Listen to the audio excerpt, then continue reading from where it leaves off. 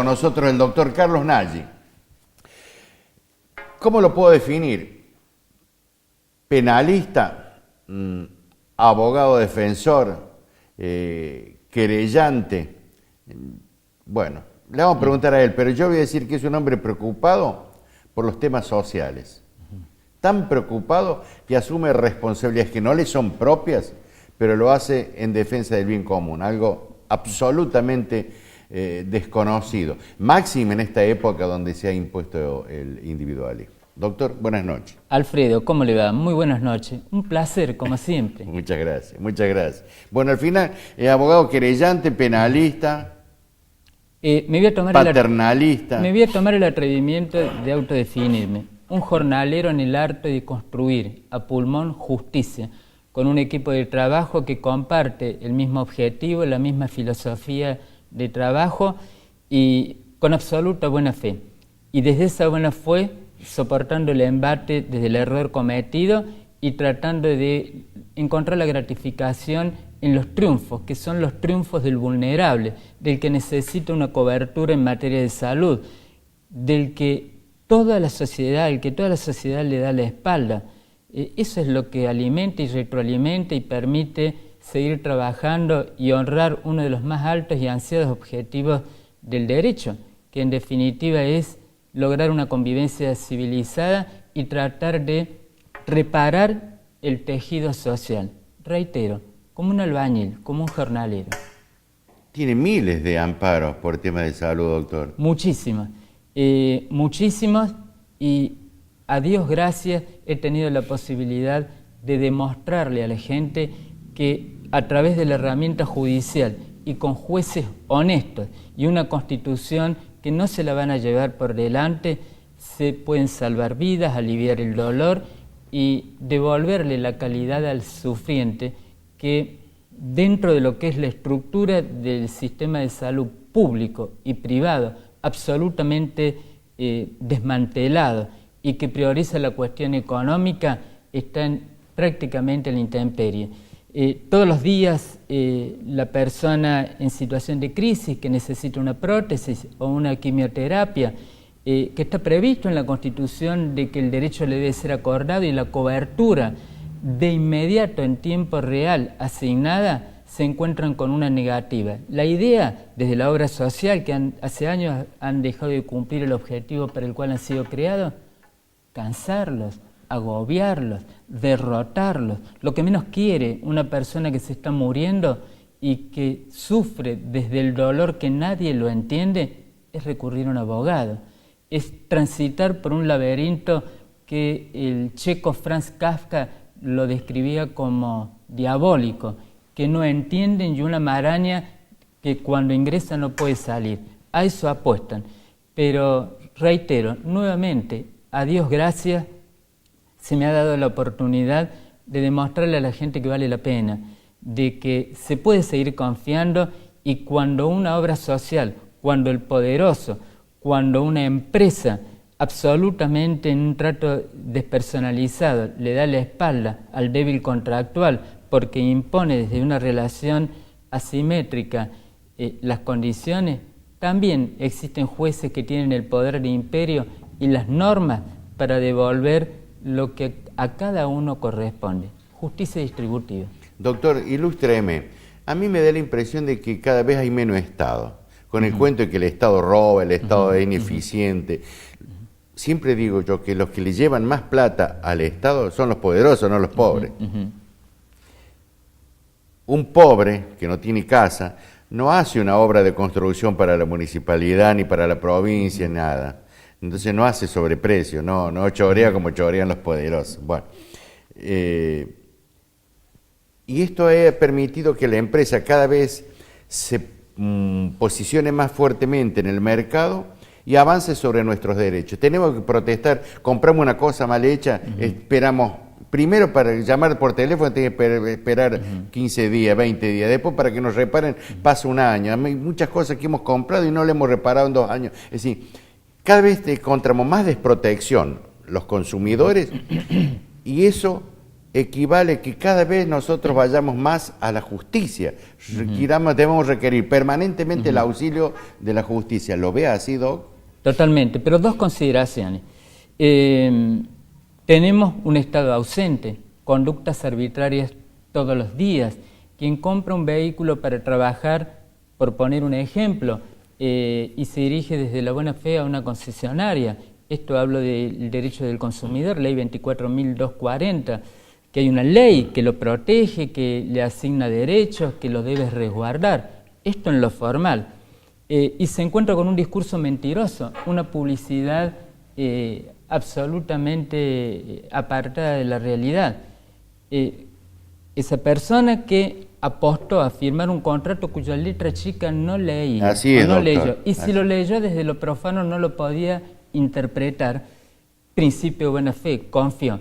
Fue defraudado porque no pudo comprar el taxi, porque le dijeron que ese era un plan de ahorro previo, que no era una compra directa y que al segundo mes tampoco le fueron sinceros que iba a contar con la unidad en términos físicos. Este hombre recurre al Estado, hay una ley del consumidor y se encuentran que dentro de 4 o 5 meses va a tener asignada una audiencia, que es una audiencia de conciliación, que tal vez pueda o no comparecer la otra parte y que lo más probable, estadísticamente hablando, es que la otra parte comparezca y diga: tengo instrucciones de dar por terminada la audiencia, por lo que queda en condiciones de recurrir a la justicia para enfrentar un pleito que fácilmente, contando con un abogado idóneo y con prueba de calidad, lo puede llegar a ganar dentro de 2 o 3 años. Esto es darle la espalda a quien más lo necesita. De todas maneras, no hay opción. Hay que seguir confiando en la justicia, no hay alternativa. Como primera medida, un nuevo paradigma debe establecerse. Esta semana se inaugura, este mes, un sistema de oralización en materia de justicia civil. Una buena noticia para el hombre de a pie. Pero por otro lado, también hay que tener en cuenta que no todo debe judicializarse, porque es sobrecargar a una justicia que está llena de errores, que es insensible en muchos casos, que le da la espalda al más necesitado, a menos que se la cargosee y se la acose todos los días de cuestiones que deben resolverse en otro ámbito. Colofón: conducta arbitraria, Estado ausente, Estado insensible y un único y último bastión, la justicia, que no puede para todos, que hace lo absolutamente indispensable como para que el sistema funcione. No basta. Pero cuando se organizó el país no se organizó de esa forma. La policía para custodiar los bienes de los poderosos, la justicia es de ellos. Sí, hay 4 o 5 familias que ahora son dueños de la justicia. Ahora se ha ido modificando con el paso del tiempo y gracias a algunas acciones de algunos gobiernos populares, llámese UCR o llámese PJ, ha ido cambiando, pero por algo la cárcel está llena de pobres. Yo diría, le agrego algo más. Mire usted, Beraja, que es un delincuente, que estafó millones de argentinos, ahora se permite decir presentarse a la justicia contra un expresidente, llámese como se llame, por el caso de la AMIA, cuando él está participando como encubridor de la estafa de la AMIA. Es increíble lo que pasa. Sigo insistiendo, no es una buena contribución y no es un buen pronóstico para nuestro tiempo de que siga rigiendo un código penal paralelo. Las cárceles de Córdoba y de todo el país están pobladas de personas acusadas, procesadas y tal vez condenadas por delitos menores. ¿Es correcto esto? Sí, pero los más poderosos no son medidos muchas veces con la misma rigurosidad y la respuesta punitiva, que permanecen en libertad, mientras personas que están acusadas de un robo simple, no de una asociación ilícita ni un lavado de dinero agravado, el lavado de activos agravado, permanece en libertad y emite discursos tratándose de posicionar como víctima. Esto es lo que irrita, esto es lo que ofende y que termina volatilizando lo que tiene que ser un sentimiento de justicia bien presente en todos. Usted peleó muchísimo por el caso Corradini y todo el mundo le terminó dando la razón, todos los estamentos judiciales. El caso Corradini me puso a prueba como ser humano, como papá, como esposo. Fui abofeteado, fui agraviado, como lo fue la familia. 20 años. Pobres chicas, doctor, ¿no? pobres chicas, Pobrecito. pobre madre y pobres hermanas. Que a Corradini lo mató la mafia, que a Corradini lo mataron por homosexual, que Janina es una mentirosa. Recordemos que Janina, una de las hijas del panadero muerto, fue la columna vertebral en el suministro de esa usina de pruebas que terminó situándolo a la madre. Esa madre que en un principio de la investigación portaba el cartel como querellante de que había que esclarecer el crimen y que había sido producto de la mafia, que el asesinato de Corradini, así lo vivió la familia, fue producto del autorrobo de vehículo y tantas otras versiones, todas mentirosas, Qué bárbaro, que terminaron ¿no? sepultando a una familia de trabajo, que quedó demostrado por la justicia. Todo quedó pulverizado. ¿A Corradini lo mató la mafia? Sí. ¿Y quién es la mafia? Tiene nombre y apellido. Mercedes Brígida Segalá, una mujer que traicionó a su marido, que compartió sus sábanas mientras lo cubraba la forma en que debía terminar con su vida, con dos objetivos. Primero, cobrar 2 seguros de vidas millonarias. Segundo, Corradini en la tierra no le daba tranquilidad, era un obstáculo, era un pesar. Corradini eliminado era una bendición, le habilitaba el tránsito con otros amoríos. Para que nos podamos dar una idea de por qué 20 años y volver a confiar en la justicia. Porque a lo largo de 2 décadas quedó demostrado que la primera fiscal que intervino en el caso, y esta es la mala justicia, los malos personajes que tanto daño hacen a la confianza pública, investigaba, pero para el lado de los campos, de las sierras, de las vacas, menos para el lugar donde tenía que orientar la investigación. Investigaba impulsada e inspirada por la pareja de Mercedes Brígida Segalá. ¿Y quién era? Este era el hombre fuerte de la justicia, un hombre, un policía exonerado y condenado por la justicia penal. Con eso se manejó. ¿Ese fiscal no lo sabía, esas cosas? Evidentemente que lo sabía, Qué por eso vergüenza. se ordenó. Qué vergüenza. No solamente condenar a prisión a ella como autora intelectual de la muerte del marido, al matador, al sicario Mandrake Quinteros, quien recibió $100.000 para asesinarlo, sino también se ordenó investigar por la probable comisión del delito a esta fiscal Liliana Sánchez. Se comprobó que el arma con la que se mató a Corradini salió de un precinto policial. Se le entregó a un sicario y luego de la ejecución volvió a un precinto policial. Ay, Dios mío. Y obviamente esto tiene que ver con 2 aspectos. Una hipótesis convergente que lo veníamos sosteniendo. Lo mataron por dinero, lo traicionó su misma esposa y la pata policial. De ninguna manera puede alejarse la posibilidad de complicidad policial si tenemos en cuenta que el arma estaba secuestrada, reitero, en un depósito judicial. Esta es la historia del terror, un ícono del crimen mafioso, la radiografía de una historia de terror. ¿Y con quién convivió hasta los últimos días en que fue detenida Mercedes Brígida Segalá? Con el hombre, Díaz Luis Oscar Vicente, no denunciado, no procesado, condenado por haber abusado sexualmente de una de sus hijas. Un depredador. Dios mío. En el mismo domicilio que compartía Dios mío. con la persona que mandó a matar y en la misma cama No. en que dio origen a 3 criaturas, Janina, Yamila y el homónimo de su padre, Héctor Hugo. Aquella fecha, 12, 10 y 6 años. Doctor, ¿qué pasa? Que estas cosas o no ocurrían antes, o no las conocíamos, o cada vez nos vamos degenerando más. La capacidad de daño del ser humano cada vez es incalculable, da miedo, es terrorífico lo que estamos haciendo los seres humanos. Tenemos un fenómeno creciente, casi inexplicable. Los índices de crueldad y la conducta patológica, el ensayo de la doble moral, a medida que va transcurriendo el tiempo se va estilizando más. Se dice una cosa y en realidad se piensa otra. Se muestran de una manera y actúan en lo privado como verdaderos depredadores. es una conducta que más bien la tiene que explicar un sociólogo o un psicólogo. Cierto. Esto tiene que ver con la desnaturalización del ser humano, con un estado de degradación que ya excede lo individual, lo vemos todos los días, forma parte de un estado de descomposición social. Doctor, ¿está de acuerdo con la imputabilidad de los menores? En realidad, para que la sociedad entera lo entienda, Ya está aprobada. la ley está. El menor de 14 años es inimputable.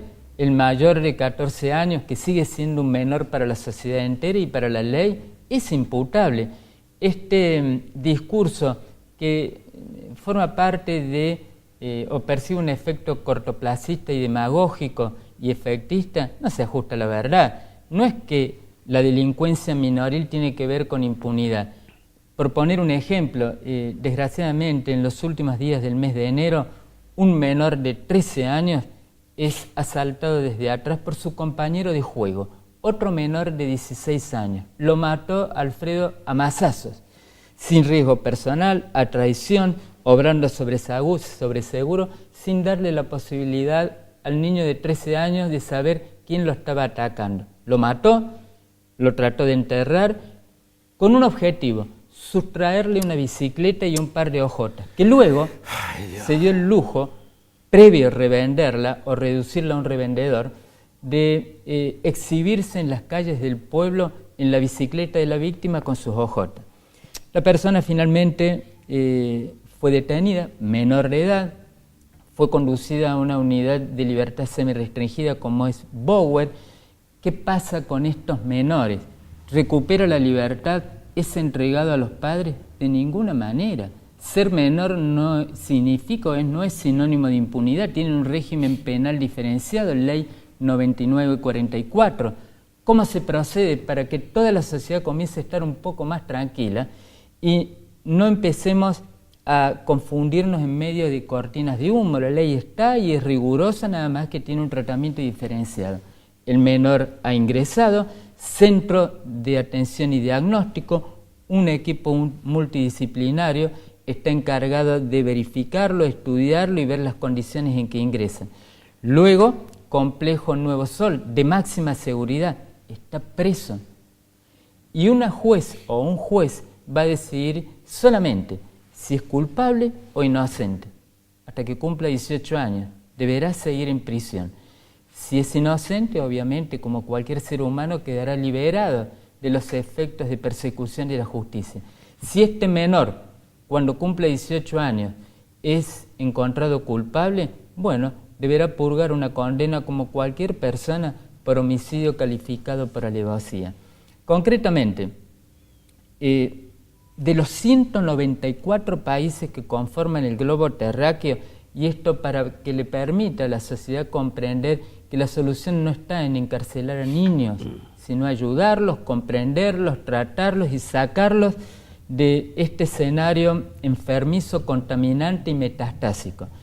No se trata de encontrar solución llevando a la cárcel a un joven de 15 años, sino brindarle un tratamiento, brindarle una asistencia, tratar de que logre empatía social, recuperarlo y devolverlo nuevamente a las calles de Córdoba, a las actividades laborales que necesariamente tiene que tener, y que el Estado deje de mirar para otro lado y comience a estar presente en políticas sociales, porque marginando, tratando de manera abúlica, despreciando a menores de edad, estamos conformando no otra cosa que la materia prima ideal para incrementar los niveles de delincuencia. Desde otro costado hay algo que hay que tener mucho cuidado: el Estado nuevamente ausente. Tenemos que los centros de detención lejos están de cumplir el objetivo para el cual han sido creados. Son escuelas de aprendizaje. ¿Están detenidos? Sí, pero no son el ámbito ni para los menores ni para los mayores propicio, porque circula la droga, porque hay una corrupción interna que hasta el día de hoy no se la ha podido erradicar. Concretamente, se aprende a robar mejor. Concretamente, se aprende a matar de manera más cruel. Concretamente, se aprende a volver a la sociedad de una manera más resentida.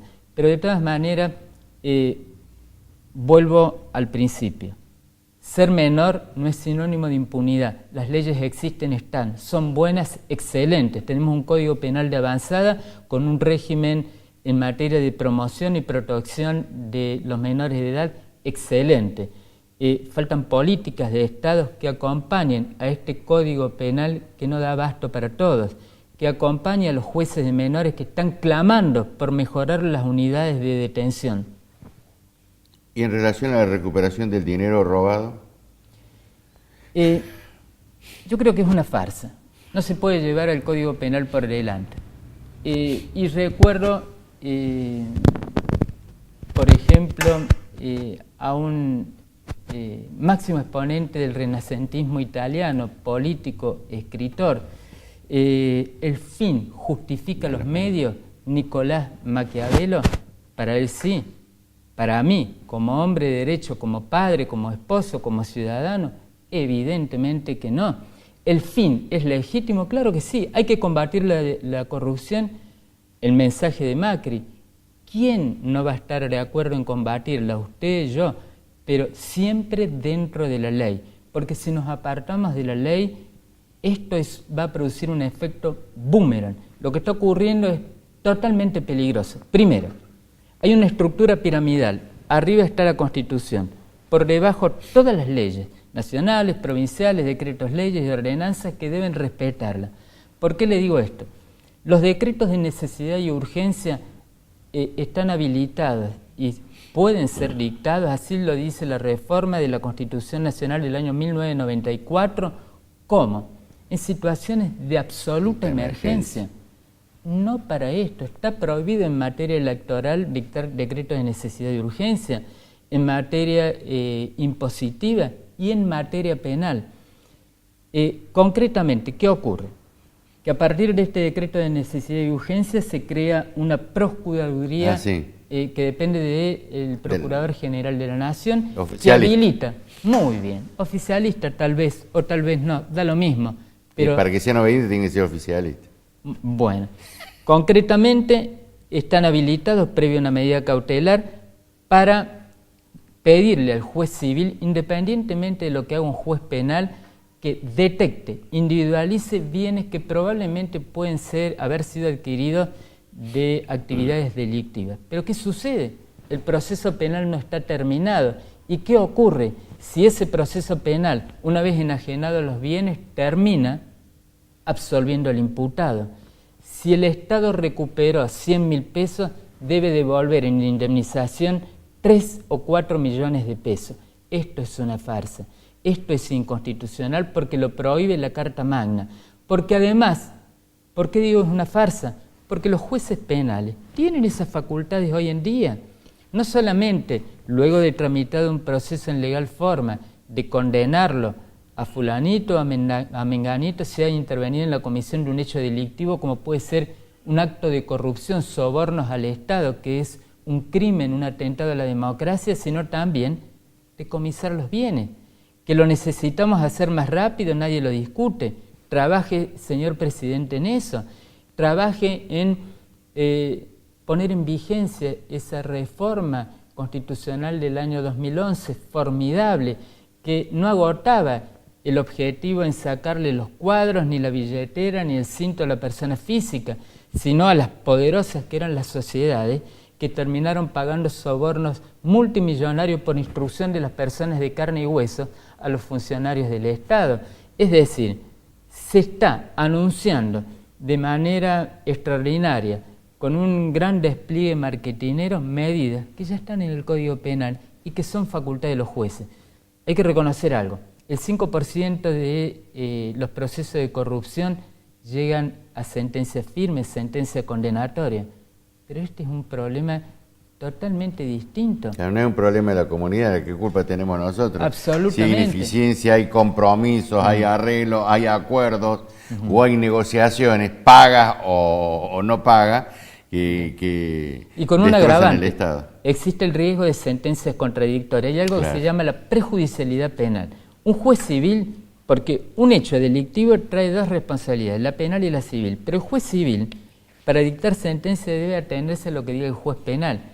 ¿Qué pasa ahora? Un juez civil con competencia federal en lo civil y comercial nacional va a decidir desafectar el bien que puede ser su casa, sospechado injustamente de haber cometido un delito, se la va a enajenar, le van a privar del uso y goce, y luego Alfredo Guruceta es sobreseído o absuelto. ¿Quién le va a reparar económicamente haber sido privado del uso, goce y disfrute de ese bien? Y para usted, la casa que diseñó con tanto cariño no es lo mismo que los billetes que le van a permitir comprar otra casa, pero que no contiene el afecto, ni los recuerdos, ni todo lo que usted puso para construirla a la medida de las necesidades de la familia. ¿Hay Estado de Derecho con lo que usted me ha contestado? Yo veo que cada vez me siento desprotegido como ciudadano común. Para mí, si se modifica esto, modifica lo otro por decreto, echan a los fiscales, quieren echar a todo lo de las cámaras del trabajo. Nos guste o no nos guste, tenemos que ser respetuosos por la estructura normativa en vigencia. Y si la queremos modificar, perfecto, lo podemos hacer, para eso está el Congreso.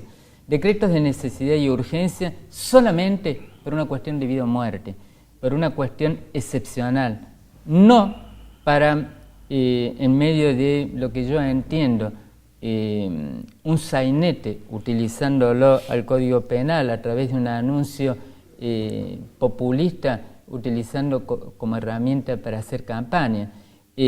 Corremos un riesgo, que esto se transforme en una dictadura constitucional. Esto no me gusta, no nos sirve, y termina haciendo un daño aún mayor que el flagelo que tratamos de combatir. Entonces usted es la corrupción. ¿Está en desacuerdo con la ley del arrepentido? No, totalmente de acuerdo. La ley del arrepentido, bien utilizada, es una de las mejores armas que tiene la justicia penal para combatir organizaciones criminales. Que están... Pero hermano Bonadío, Dios me libre. Ahí está el tema. Y por ejemplo, Tornelli. la más grande de las mentiras, o la mayor de las fuerzas que mueve el mundo es la mentira. Jean Lebel, el conocimiento inútil. La mentira prepotente. Un desfile de mentirosos recorre tribunales tratando de desplazar responsabilidades.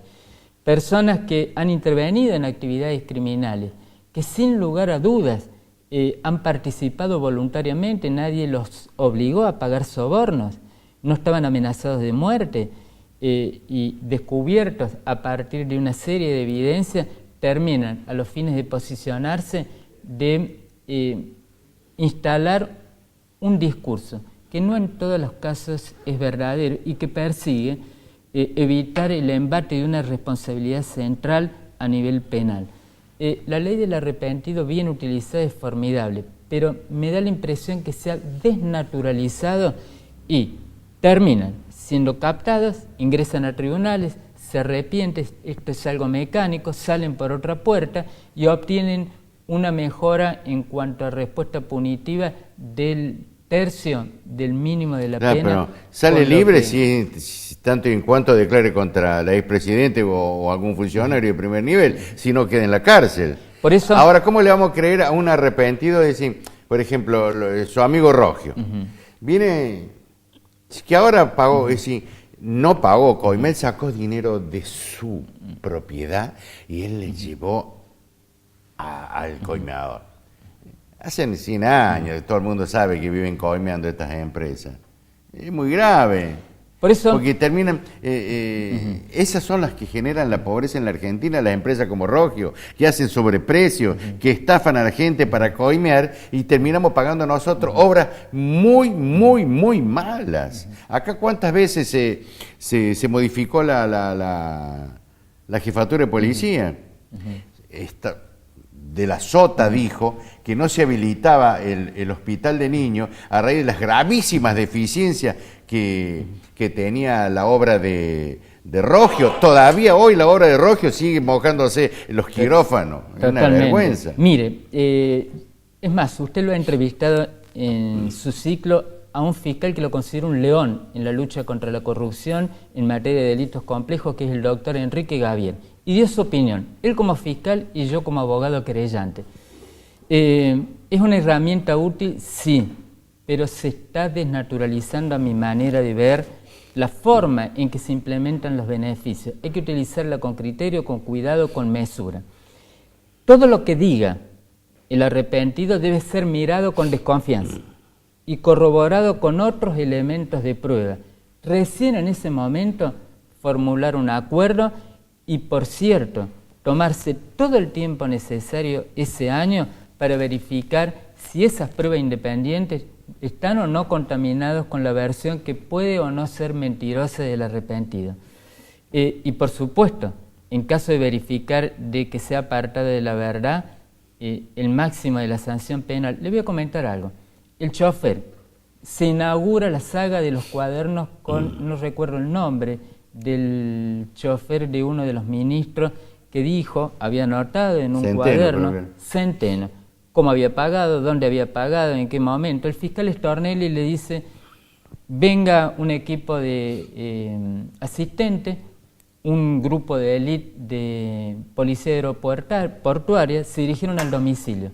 Dice, en ese lugar están los originales, en ese placar. Stornelli fue con su grupo de apoyo, abrió el placar y los cuadernos no estaban. Dice, no, pero me confundí, están en la casa de mi hermana. Se trasladaron a la casa de la hermana y los cuadernos no estaban. Ah, sí. Y le dice la esposa, pero acordate que los quemaste. Ah, cierto, los quemé. Pero quedaron algunos restos, están en el asador, y fueron en el asador, y lo único que había era hollín y restos de grasa de pollos que habían cocinado en una reunión familiar. Este es un mentiroso, más allá de que algunas cuestiones puedan o no ser verdad. Entonces, no se merece ningún tipo de beneficio. La ley de Córdoba, esa es la 27.304, que tiene vigencia a nivel nacional desde el 2 de noviembre del 2016. Es mucho mejor. Es mucho mejor porque es más cuidadosa, más desconfiada, calibra bajo el agua y además contiene dos elementos, estimado Alfredo, que toda la sociedad los debe conocer, que no se ha informado.